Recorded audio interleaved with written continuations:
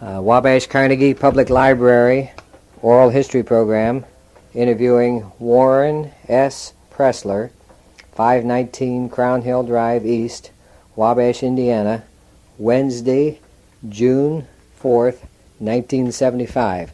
This interview is conducted by George Dingledy. Warren, the first question I'm going to ask is, tell me first of all about your parents and yourself and your grandparents and so forth. To my grandparents, I know nothing about them except my grandfather, Tom Simmons, was a Democratic postmaster in Wabash, of course, years and years ago. He's the only one I know anything about. Do you remember him? What he Not looked at all. He was dead before I was born, I suppose. Well, how about your mother and father then? Tell me about them. My father was in the Civil War and was wounded in the Civil War, but he came out of it in fairly good shape and lived in Germantown, Ohio, and came out to Indiana in 1865 in a covered wagon. I think he had about $15 in his pocket, and he settled 6 miles south of Wabash and lived there the rest of his life until the house burned, and then he moved on the south side. And when he died, he was 80 years old. My mother died when I was an infant, and my father sent to Wilmington, Ohio to get a housekeeper, and he finally married her, and she reared me. What was your mother's her maiden name? My own mother, Simmons, S-E-M-A-N-S. I have an uncle living out at Pioneer now, Tom Simmons. He was my mother's half-brother. How old was she when she died, Warren? 37, I believe. Yeah. Pneumonia. How did they meet? How did your mother and father meet, do you know? No, I don't. They met, of course, after he came out from Ohio after the Civil War. What year were you born in? 1891. How long did your father live after you were born? Until 1920. Did he ever tell you any of his experiences during the Civil War? Yes, a few, but Dad didn't. He didn't talk about it much. He always thought that whatever he told, people would look out the window and not very much interested. And I have found the same thing, so I never talk about it. People have an awful time. And it isn't because I'm modest. I'm everything else but modest. But I just don't like to talk and have people act bored. What stories do you remember him telling you? What Civil War stories? Well, he told me about the time he was wounded at Battle of Missionary Ridge. They were fighting about 100 yards apart. Of course, they had no trench warfare. Dad used to tell me about how he could see them loading their rifles, where they stick the powder down and then the bullet and then fire. And he was hit in the chest. It knocked him over. And he thought he was killed. And he laid there a little bit, and the bullets were not scraping the ground around him, and he found he was alive. So he started to crawl over to a stump, and he got hit in the knee. He had a stiff leg, or a bad leg. And he finally, on the way over, there was an ammunition canister, I believe they called them, a truck or something, blew up, and that knocked him out for a while. But other than that, they finally got him and took him to a hospital, and of course when he was over that, the war was over. This woman that raised you then, was she considerably younger than Not much. She was some younger, yes. I'd say she was about 15, 20 years younger. 15 probably, I just guess. She was a Quaker from Wilmington, Ohio. She was went to Wilmington College and studied for the ministry. She was quite religious. She used the Quaker dialect altogether. Mother never spoke to me and said you or anything like it. It's always thee and thou and so forth. What was your home like? What was your family setting like with?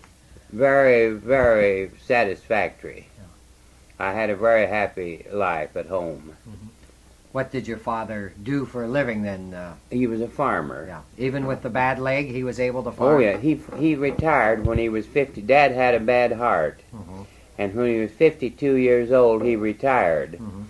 But he had accumulated sufficient land that he didn't have to work. He rented out the land and got along very nicely. Did you help around the farm? No. Never? No, I didn't. Dad didn't want me to be a farmer. He didn't want me to learn it. Yeah, that's unusual, isn't it? Yeah.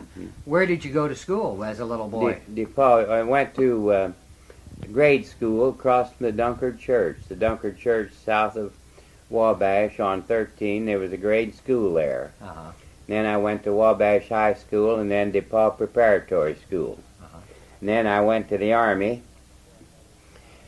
Before I got into college, I was in DePaul Prep School, and went to the Army. And when I came home, I never went back to college. Was this a one-room school, the grade school? Oh yes. Yeah. Do you have fond memories of the one-room schoolhouse? Oh, I couldn't recommend it very highly, but then I think sometimes that we did better than some of the children are doing now, from what I read. Yeah. I read a very disquieting story in the Star today about 25% of the students coming out of college having their radical ideas because of the professors they have in college and so forth, and they're going out and teaching it, and it's multiplying. It's an editorial. Yeah. We didn't have any of that. Yeah. Did you graduated from Wabash High School then? No, I went to preparatory school instead. Yeah. And how did you happen to wind up in the Army then? Oh, well, I went to Buffalo, New York. I wanted to fly. I went to Curtis Field in Buffalo. Who told you about Curtis Field? And I don't remember. It was quite well known. I don't remember. Yeah, but go ahead and tell me the story about the aviation part of it, about flying. Well, what about it? Well, you went to Buffalo and you wanted to go to Buffalo. Well, I went to Buffalo and took flying lessons out at Curtis Field and soloed there in 1917. What type of planes and the things? In a Curtis, Yeah. Jenny, Yeah. Curtis JN4 Yeah. with an OX5 engine. Wonderful old plane in those days. Yeah. And then I went to France. You went right straight from there into the Air Force? Yeah. Did you feel like you were qualified at the time? Yes. Yeah, everybody. Yes. Yeah. I had confidence. Yeah. I say qualified, I don't know, but I had confidence. Glenn Curtis is quite a bit in the news. His life now is quite a bit Yes. in the news. Did you ever meet the gentleman? No. Never No, met him. no. Yeah. Who were your instructors at the airfield there? A man by the name of Kerbling, August Kerbling. He's dead now. Yeah. What was his background? Do you know? No, he was just an aviator giving instruction out at Curtis. Had you already signed up for the Air Corps at that time? No, but I had been in Buffalo, tied in with a squadron there that was getting ready to go to Canada as a Satterfield Escadrille. You're familiar with the Lafayette Escadrille. Well, this man, Captain Satterfield, very wealthy man from Buffalo, and I mean extremely wealthy. And he was equipping us fellows. He paid for our flying lessons, and he was qualifying and equipping us to go to France as a Satterfield Escadrille. And in the meantime, the America in 1917 got into the war, and they refused to accept us as a unit. So what did you do then? Just joined the Air Force. Was there much formality to get into the Air Force after you had all this training? And My father and Senator Jim Watson were good friends. Dad was kind of a politician. He was Wabash County Commissioner for I think 4 terms, which is quite unusual in those days. Yeah.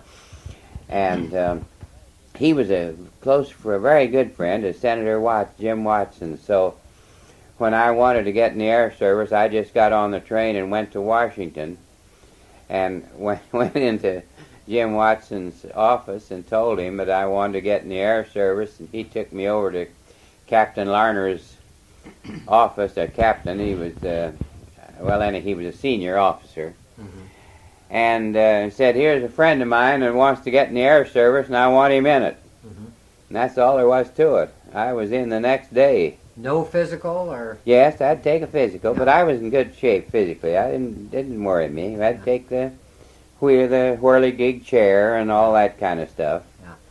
Had you flown any before you went to Buffalo? No. Never flown in an airplane? No. I would imagine that an airplane was even a rare sight in Wabash County. I don't think they'd ever seen a half a dozen. Yeah. I did some barnstorming around Indiana before I went to France. And they used to land, and I'd land out in the clover field, and they used to come running out. Some of them the first plane they had ever seen down south. Were you barnstorming by yourself, or was this a troop of? In the Army, the Army, recruiting. Yeah. Was that good duty? Was that good duty? No, I wanted to go to France. Yeah. Well, when did you finally get your wish to go to France? I got in touch with Senator Watson again. Told him I wanted to go to France. I went over in the early fall of 1917. And how did you get to France, and what were the procedures and so forth? Sent home on furlough. I was home 2 or 3 days and got a wire to report to Mineola, Long Island for overseas duty. And of course I immediately took a train to New York, went out to Mineola and boarded the Manchuria and landed in England, crossed the Channel.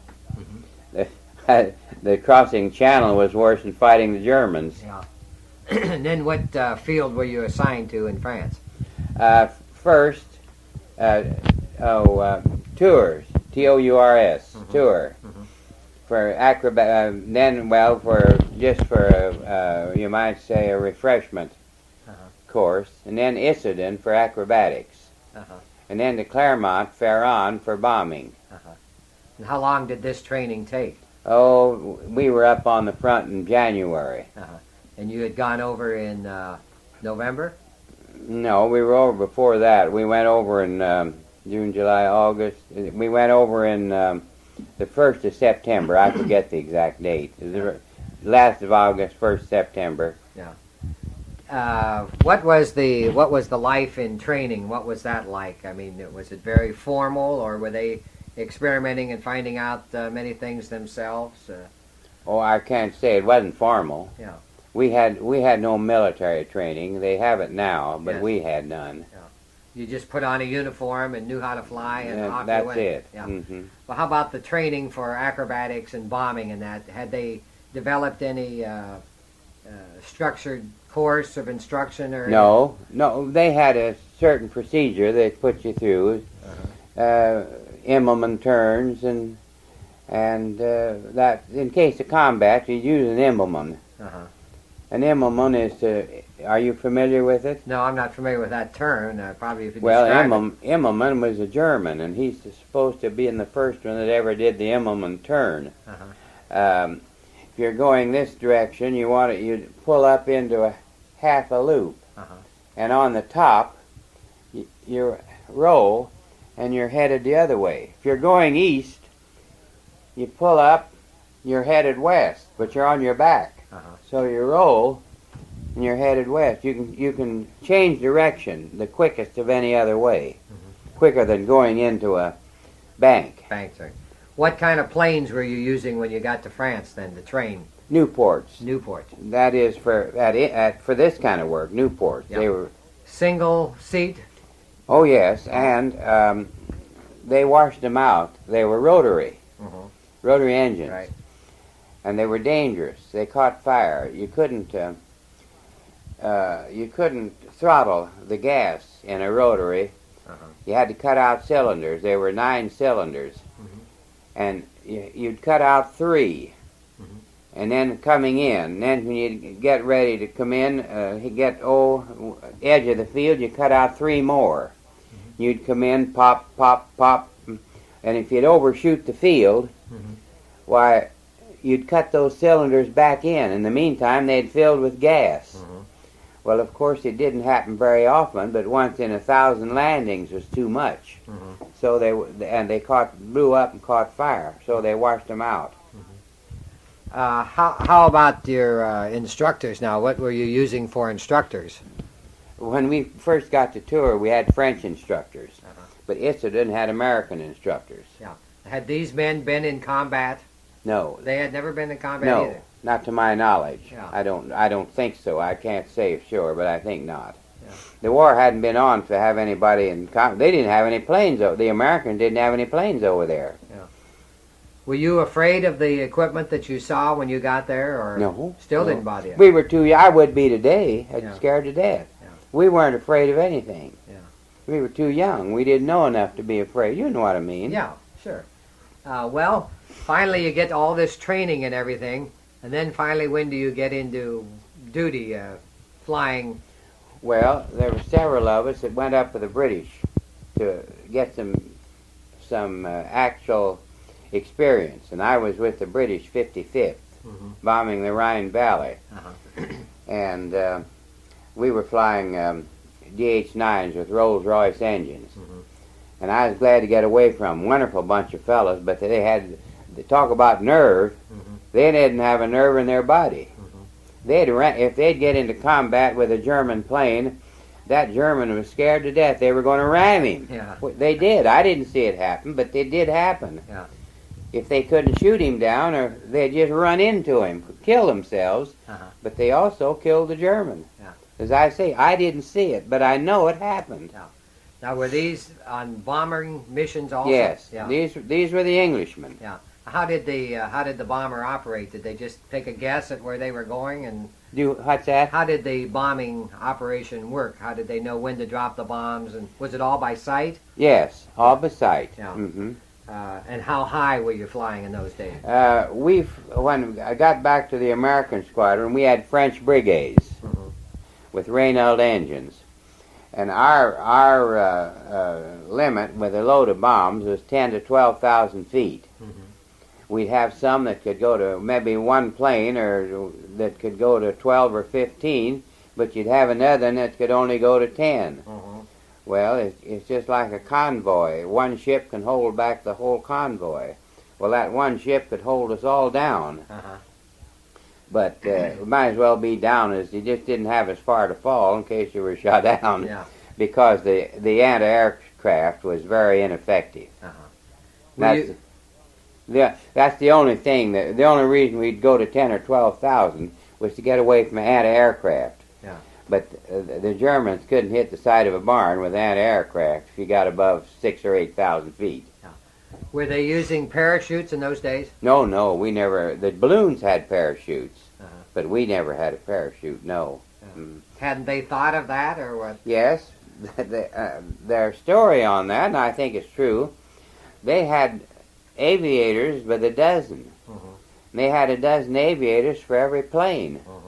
And when something had happened to the plane and you could jump, you would. But if you couldn't jump, you'd fight the plane down, and there were a lot of planes saved.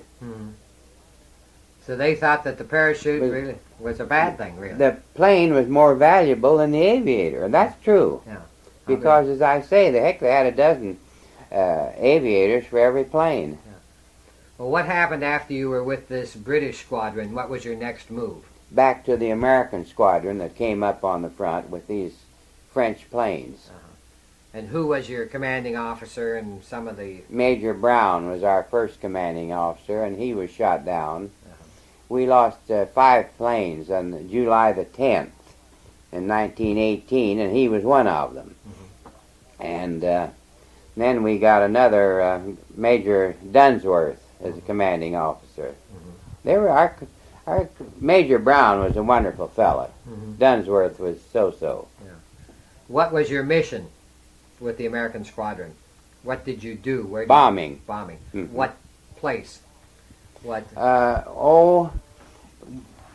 Gondricourt, Longuyon, and different places where there were German troops or German ammunition dumps and so forth. We did a lot of troop strafing. We'd we'd load the under each wing we'd load it with troop bombs. It's a small shrapnel bomb. To digress, when we were bombing towns, which we did, they talk about bombing towns now and civilians' laws. We bombed towns every day. We didn't have any other target. We'd use a French 90, and it had a delayed fuse. It would penetrate before the fuse would explode the bomb. Then if we were going to strafe, we knew before we'd take off what we were going to do. Our plane would be loaded with small troop bombs, about so big, under each wing, and they were contact bombs. They would explode immediately on contact, and they were shrapnel bombs. Well, we'd take 400 or 500 feet, and the troops, it was always when troops were coming up to the front or retreating. And they'd be on roads. And we'd go down a road and open our front guns and machine gun them, and then level off and drop your bombs. And then bombs would drop 1, 2, 3, 4. You see, if they'd all go off on one wing at one time, you'd lose control. Yeah. So the bomb dropping device would drop first one, then this. Well, you'd scatter the bombs, and we'd have terrific speed, because when we'd come down in a power dive and machine gun on the way down. But we knew they were shooting at us, and we'd get all the speed that those old planes would stand, so when we'd pull out, the wings didn't fold. We had terrific speed, and they'd misjudge our speed and shoot through our tails. What is terrific speed? I mean, in those days?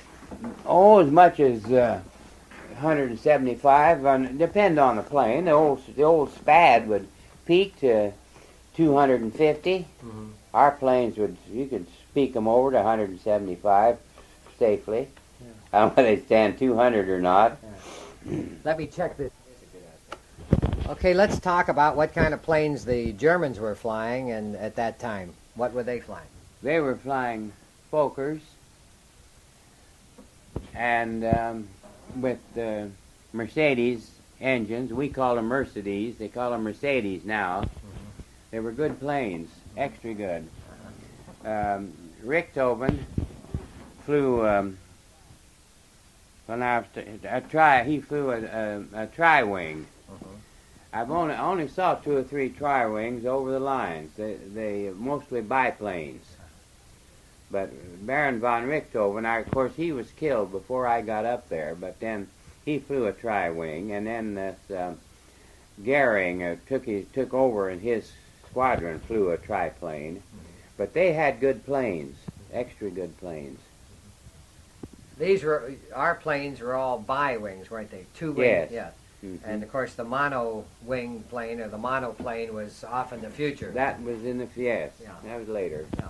I never saw a mono-wing over there on the front. No, I think that was all in the future, the monoplane, back 20s and so forth. Yes. What kind of accommodations did you have on the ground? Good. Yeah. We lived back behind the lines, of course, and in barracks. Usually accommodate maybe 4 officers, maybe 6 or 8 officers, and we had our officers' mess, and we lived well. Were there many aviators that were of national reputation that were in these squadrons that with you? With me? Yes. Only one, Gunderlach. And who was he? Explain. Well, he was a Lafayette escadrille man. He had shot down 7 German planes, and he came up and he was killed in September of 1918. He came up to our squadron, and but he's the only.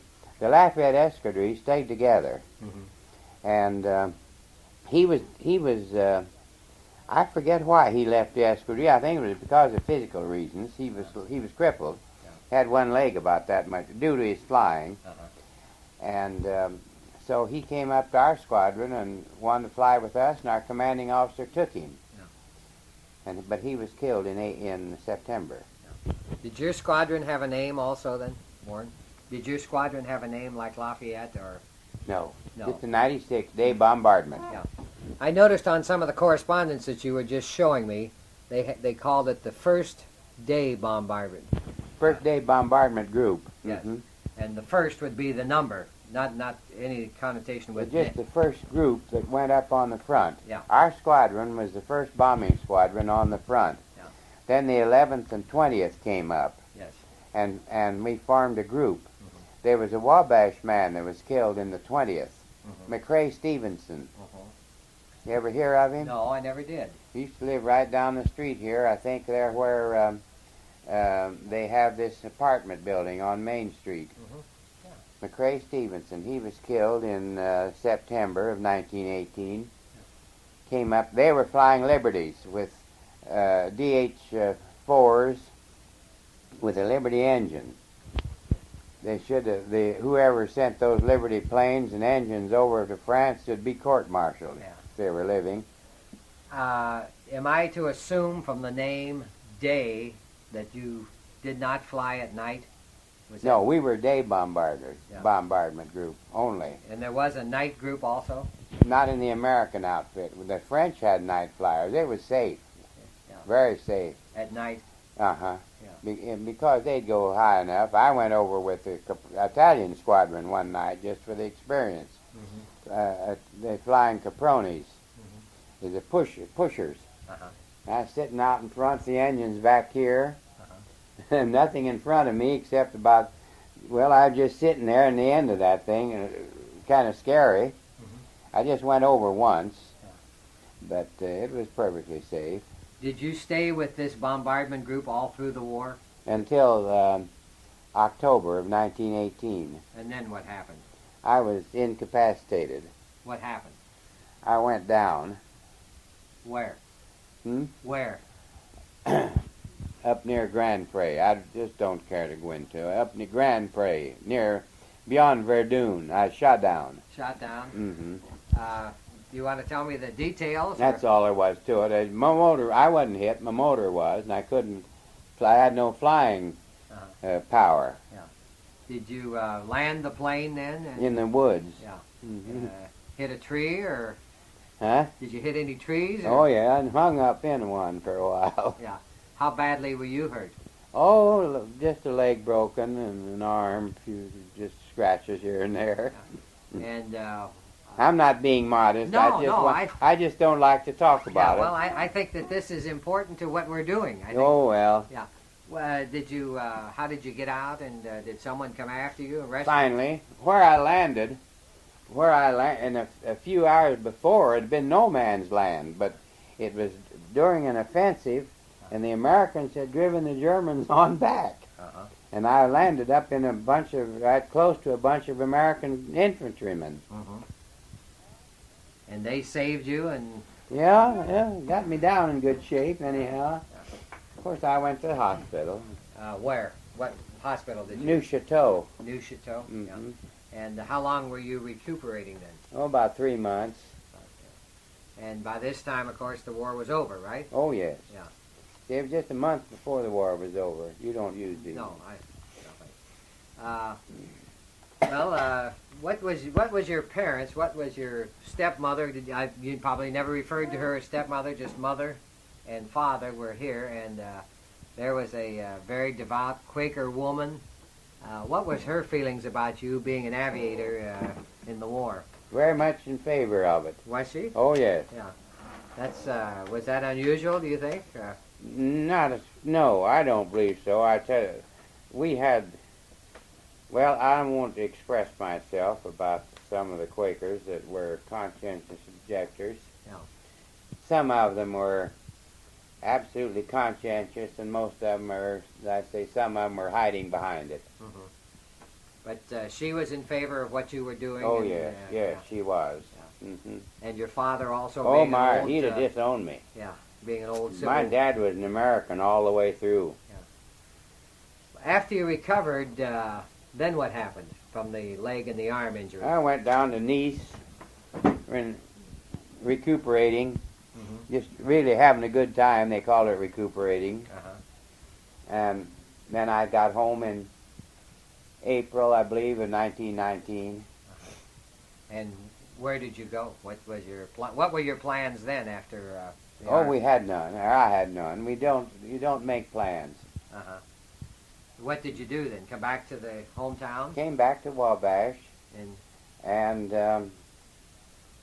I didn't do much of anything. I got a job out at the tractor. There was a tractor company in Wabash at one time. T.F. Vaughn and Fred Walters back of it.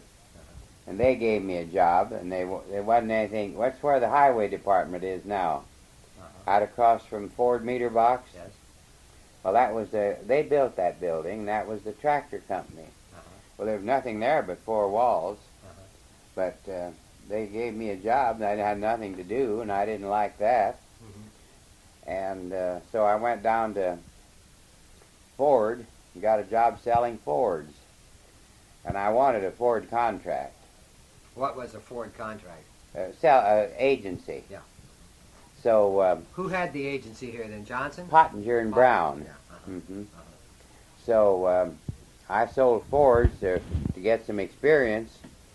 And when I found out where there was an agency open, I went down to Indianapolis and got their okay and went out and bought it. Did you have to pay for the franchise or just for the business? Just for the business and the inventory. Yeah. Where was this? Sheridan. Yeah. And what year would that have been? 1921. 1921. Yeah. And tell me how your business career developed then. Well, I I had Ford for 9 years and then switched over to Chevrolet. When Chevrolet began to look better than Ford, I gave up Ford and took on Chevrolet, which of course I'm glad I did. And then I retired about 10 years ago. But you kept the Chevrolet agency all those years? Yes, after I gave up Ford and took on Chevrolet, I kept it all along. Yeah. In your years that you were with Ford, were you in contact with Dearborn and Henry Ford and Bennett and all those? No. Yeah. They never reached down into your level? Yeah. No, they never knew I existed. Yeah. How about your relationships with Chevrolet over those from 29 on? Very satisfactory. Yeah, were they? They were easy to get along with, and I was... Shut that off a minute. Tell me what happened to your wartime associations with the fellow flyers and everything. Did you keep that up over the years? I'm sure you have, because you've shown me books with Eddie Rickens. Tell me about that. Well, we used to have our squadron reunions at Dayton, Wright-Patterson. And Eddie Rickenbacker was there as long as he was physically able. But we had our last one about 5 years ago. There's not enough of the fellas left to have a squadron reunion, so they're discontinued. I hear from 2 or 3 of them at Christmas time on a Christmas card, and I don't think there's more than a half a dozen of them living, to my knowledge. There was one died just a few months ago. What was the maintenance and so forth on the planes during World War I from the enlisted man and so forth, or did you have civilian mechanics, or how did that work? No, we had crews. Each plane had its own crew, and we had our own sergeant in charge, who was an expert mechanic, supposed to be, and usually were. And he had his crew of mechanics, and as I say, each plane had his own crew. Did these men stay with you all through the war then? Yes. They stayed with you. Good. They were soldiers, of course, enlisted men, and any of these other men go on to stay in aviation, Warren? Did they, besides Rickenbacker? Yes, 2 or 3 of them did. Did they? Mm-hmm. And became eminently successful? Yes. Yeah. Yeah. Do you wish that you, now looking back, do you wish that you had stayed in aviation? Oh, no, no. Did you continue to fly after the war? Not for quite a while. I never had a license to fly since the war. Roscoe Turner and I were very good friends. There's some of his fly stuff. When you know who Roscoe Sure, Turner was? sure. Well, he won the Thompson Trophy Right, 3 times. Yeah, right. Well, that's each time there, and I used to go down and fly his planes. How did you know Roscoe Turner? How did you? Just got together down to Indianapolis. I don't know. I've known him ever since he came to Indianapolis. I guess I was down there before he came to Indianapolis. We met someplace. I think it was out the Aero Club, maybe something like that. But you maintained this interest in airplanes and aviation all these years, right? Maintained this interest in. Up to a point, yes. Yeah. Mm-hmm. Roscoe Turner, if my memory serves me right, came out of the National Guard after World War I, right? I don't remember that he was in the National Guard. Yeah, I think he came out of one of the National Guards or something like that. He was in the balloon service during the war. He didn't fly during the World War I. Yes. He was a balloon man. Yeah, that's right. And then he started flying, and he was #1 barnstormer and held all the speed records and so forth. He died a couple years ago. Right. Roscoe Turner would be comparable to an astronaut today, I'm sure. Wouldn't you? He'd be comparable to the men that go to the moon and things like that with the things that he I did. think at least. In fact, he's better known. I met Cooper. He's the only one of the astronauts that I can tell his name. I've met Cooper. He's the only one, and I think there are a lot more people know Roscoe Turner than know any of those fellas. Very good. Have you flown lately? No. On a 747 or anything? No. Haven't been on the big The stuff. last time I was on a jet, we went to the Orient with the Collinses and flew out to California and flew back. The society, have they written a book or anything on World War I pilots and that? Your group, did they ever write a book on that, Warren? Not that I know of, no. I was looking at your record, and you had 96 missions, is that correct? 96 or 98 missions? No, where'd you get that? I just assumed from that book that you were showing me the I was a 96 Squadron. 96 Squadron. Mm-hmm. Yeah, I see.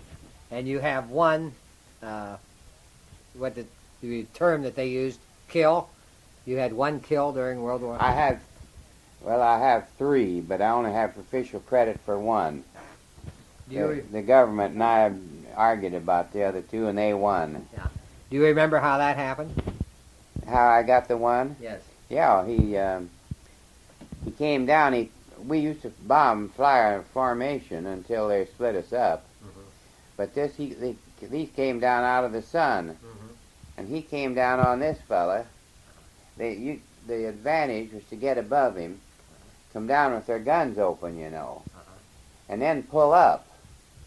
Well, he made the mistake, and he went right on past this. This fella was #3, and I was #2, and when he went on past, I went down. And that was the end of him. That was the end of him. Did they use parachutes? Did the Germans use No. parachutes? They No. Didn't use them either. Yeah. At least I never saw any. Where did this take place? At what geographic location? Up just beyond Verdun. Beyond there. Little geographic center called Grand Pré. Is your leg or arm, has they bothered you since What? your arm or your leg bothered? Oh, my arm isn't any good. Tell me about how you met your wife and so forth. After the I have to stop and think. I came home from one of my. Some things I'd rather not talk about. Now, then that's how I used to run away from home and all that, but that's before the war. Yeah. Is this a thing on? Yeah. As a kid, you mean? Huh? As a kid, you mean? Yeah. Yeah. Well. Well, happened? anyhow, I came home from one of my jaunts, and I used to run away and bum my way around over the country, and I I met Tilford Williams in Wabash, who was an old high school friend of mine. I went to high school here, but I didn't graduate. And I wanted him to get me a date. He said, I got just a girl for you.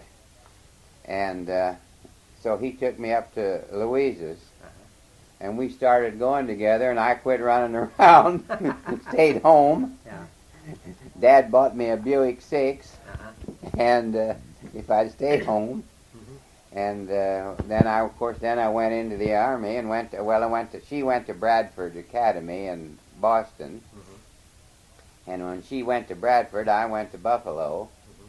And then I went to the Army, but we still corresponded, and we were supposed to be engaged and so forth. And then when I came home, we got married. What date was that? The date of your marriage? The day, the year that you got married? We were married January the 22nd, 1921. 21, yeah. You don't have any children, right? No. No children. No. Have the two of you had a happy life together? Very. Very happy life. Very. And we've been married 54 years. And her mother lived right up until a couple years ago. Uh-huh. Yes. Just 97. Yes. Soon, it would have been 90. Excuse me. It would have been 98 in a couple of months. You did not have any brothers or sisters? Yes. Did you? Half brother and 2 half sisters. Are they alive? No. No, they're gone. No. Did they grow up with you? And No, they were gone before I was born. before you were born? Well, I'll be darned. Do you ever go out and look at the old farm that used to be the farm and Oh, yes. recall the old Yes. days? Yes. Have you enjoyed retirement? Oh, yes, very much. Have you? I'm busy all the time. I read a lot. Then I've got a garden back here, and I've got 50 roses and quite a bit to take care of, and I love gardening. And your health has remained good? You've been in good health? Yes. Yeah. Yes, very good. I think that's extremely important. Mm-hmm. You don't look your age, really. Well, I don't believe I look that old, but then... Was it much of a decision to move back to Wabash to retire? No, because Louise wanted to move back, and I didn't make much difference to me. Yeah. I've lived so many different places that Wabash suited me, and of course we had kept up our association in Wabash. Still, we knew all of had more friends here than any place else, and so we were glad to come back, and we found that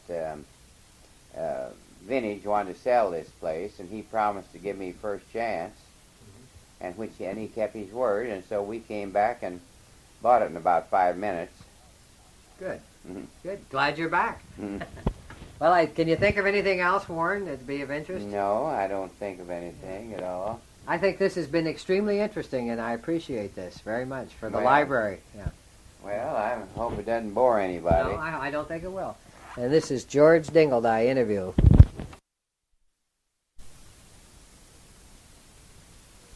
Well, as I say, there may be some things that we... This is Gunderlach, he has the 7 German planes to his credit. And this is the Lafayette Escadrille Memorial in Paris. And his name, you can't see it, but his name is right there on the memorial. And this is our field up on the front. Now here's the way where we lived back in the woods. Well, these are hangars here, but here's the... I guess I don't think you can see any of our cabins where we live. These are airplane hangars, different altitudes. Now, did it snow over there? Oh, I suppose. I forget whether we had much snow or not. I don't remember. What did your flight suits consist of in those days? Coveralls and lined with fur.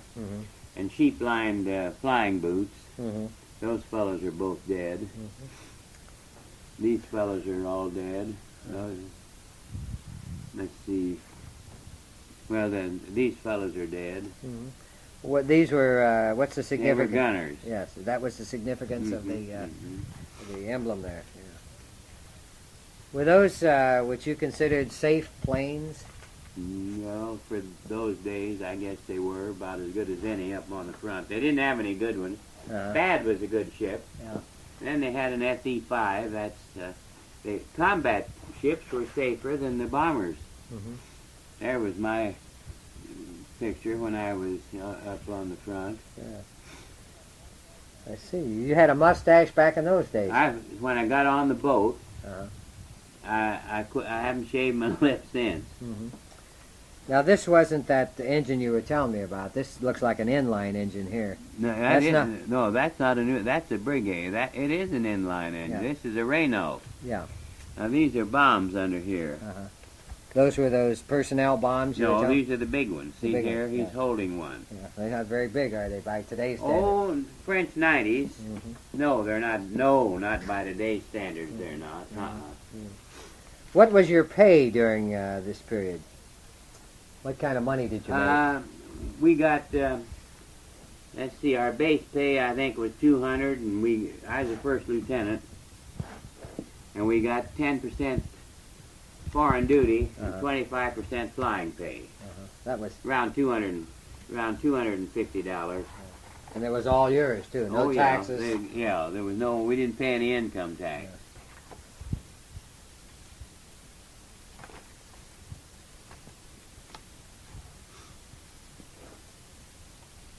Now those are troop bombs.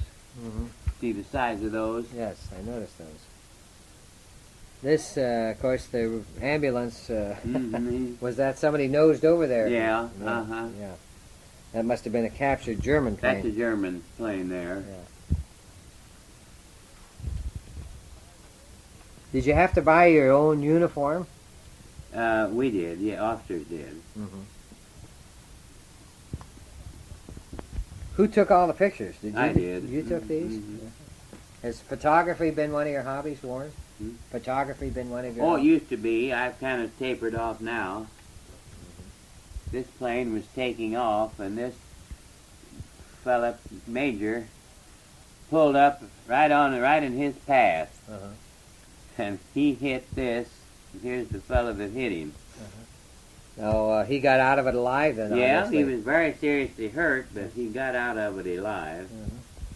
It seems like you had a preoccupation with plane crashes there, but that was probably a rather common occurrence. With what?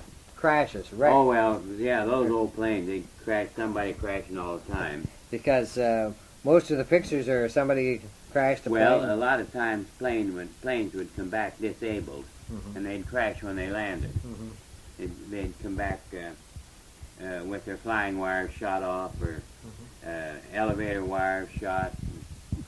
What was the insignia of your squadron? Devil thumbing his nose at the ground. Uh-huh. Got a picture of it in there someplace. Now there's a German bomb that they dropped on us one night that failed to explode. Yeah, it looks like it's about 5 feet. Mm-hmm. Yeah. Little round. This fellow's about 5'6". He's, Did you have camouflage quarters? It looks no, that's I forget. That's a machine gun emplacement. Mhm. There's a machine gun under there. like. Did they ever bomb your airfield? Yeah, that's one of the bombs that didn't Yeah. explode. Mm-hmm. That was the reason for it then. Yeah. So that looks like a French. Frenchman. He's about 25 years old. He's invented a sight, airplane sight, gun sight. Mhm. We never used it. This aerial photography was relatively new in those days. These are cut out of magazines. Mhm. These. Mhm. Those are photographs. Now, these were the barrage balloons that they Mhm. used to captive balloons, they Yeah. call them. try to stop. They were cabled to the ground. There's my uncle, and this is my mother, and here's an aunt. Mhm. This is your father's brother or your mother's No, my brother? mother's brother. This was my mother, and this is her brother and her sister.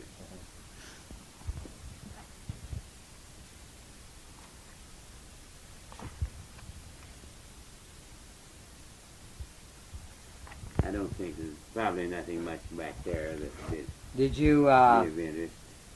did you travel around Europe much when you were there? Oh, some. And you were discharged as a first lieutenant.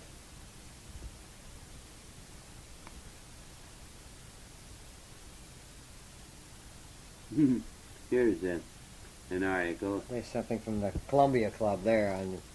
Must have been when you went into it or something. Oh, yeah. Mm-hmm.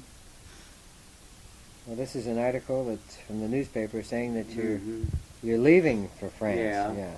That tells us about some of my barnstorming, I think. I'm not sure whether that's the one or not. It says right here that you've operated a plane at the speed of 115 miles an hour. You must have been going downhill. Yeah. And landed at the speed of 90 miles an hour. The Into pay for a lieutenant in the aviation... Into a wind. Yeah. Mm. $3,000 a year. Would this be some of the... They were orderlies. Orderlies there? Mhm, Yeah. mhm. That's unusual that they got that far. Mhm. Were you active in the American Legion over the years, or just a member? No, I was down at Sheridan. I was fairly active. I was adjutant down there and took a interest in it. That's down at Nice. Yeah. I'm just going to ask you the question is, why is the John Birch Society headquartered in Sheridan? What's that? Why is the John Birch Society headquartered in Sheridan? Or did you know it was? No. Yeah, that's the... you want to put that back, Warren? No, I'll put it back. I was just looking at one of the signs down there, and that's where the headquarters seems to be in that area down there. Sheridan has a Sheridan mailing address. I didn't know that. Yeah, well, there's a big sign down there. I know who it is. Yeah. His name's Johnson, Maurice Johnson. He's probably the active promoter. He's a smart cookie too. He's as smart as he can be. Let me see. You would have been in business in the 1920s. I'm going to ask you a couple other questions while we're talking about it now. How about the Ku Klux Klan? What effect did that have on that part of the state down there? None on Sheridan. None. We had an active chapter there. Yeah. No, I didn't belong. Yeah.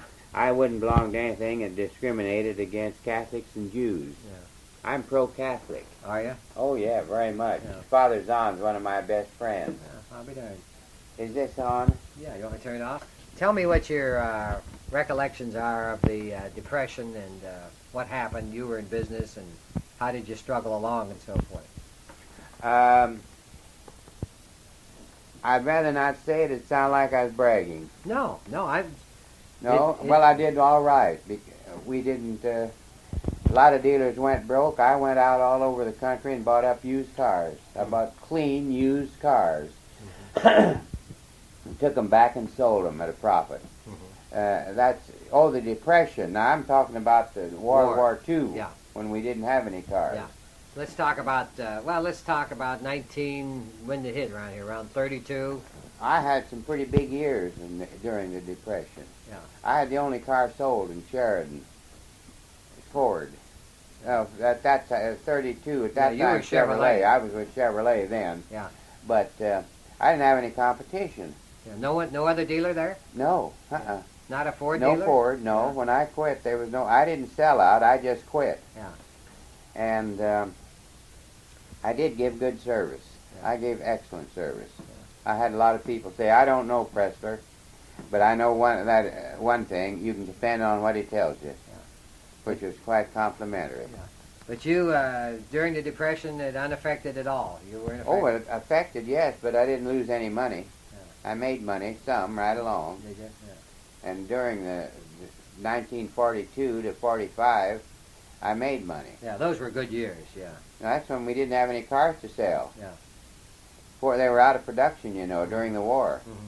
But you were buying used cars. I came up here and bought some Harold Talbert? Talbert, Yeah, I'll be darned. A couple of nice clean ones, Yeah. 2 or 3. I'll be darned. Mm-hmm.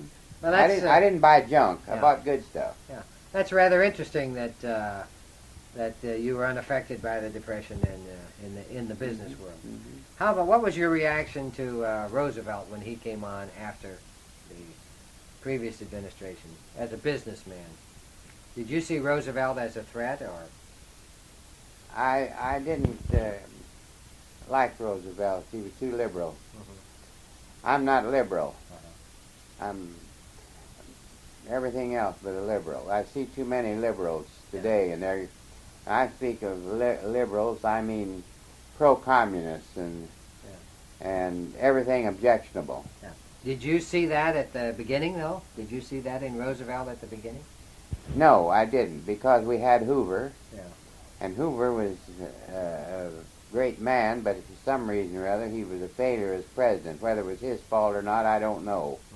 But I was in a farm community with wheat selling at a few cents a bushel and corn you couldn't give away, and I didn't vote for Roosevelt, but then we were kind of relieved to have him, I think. A little off the subject, I'm a Republican, but I think Harry Truman is the greatest president we've had during my time. And he's a Democrat, but I think an awful lot of Harry Truman. What happened when the banks closed in Sheridan? I was chairman of the board and vice president of one of the banks, and we paid out. Nobody lost any money except except the directors. You were on a bond. Yeah. How long were you closed? Until Roosevelt reopened. I forget. It's been too long now. I forget. What did you use for operating capital in your business and so forth? Had collections coming in that people were able to pay, and what we couldn't pay, everybody were very lenient, understood. I'll bet that would be a tremendous jolt to the business community to find. Today I couldn't take it, but back then I didn't mind. Like the laws as you know, a young fella can overcome obstacles that an old man can't. True, very true. I thought those were extremely interesting times with banks closing and everything. Very unusual times, I'll say. Yeah. That was one thing that Roosevelt did that I approved of. Strengthening the bank law? Yes, and he stopped bank failures. Yeah. We were having one failure after another, you know. Yeah. And he closed the banks, and those that reopened were strong. They were good banks. Now, did your bank pay 100 cents on the dollar? Yes, we paid out. Yeah. Nobody lost anything. Is the bank still going? No. We sold out to the American State. And the American State Bank is one of the best little banks in Indiana. When World War II came along, did you feel that you were too old to try to go to war again? I was in business. I couldn't leave my business. I didn't feel like it was up to me to sacrifice my business, and they wouldn't have accepted me anyhow. How about rationing and all the stuff that went on during World War II? How did you make out? What's that? How about gasoline rationing and food rationing and everything? Oh, we had all we needed, all we wanted. We went right along with them. Yeah. We cheated a little bit, but not very much. Yeah. Very little. Yeah. I presume that after the war were also good years in the automobile business, and before you got out of it? After the war, business was just wonderful for 2 or 3 years, 3 or 4. Just fabulous. 1945.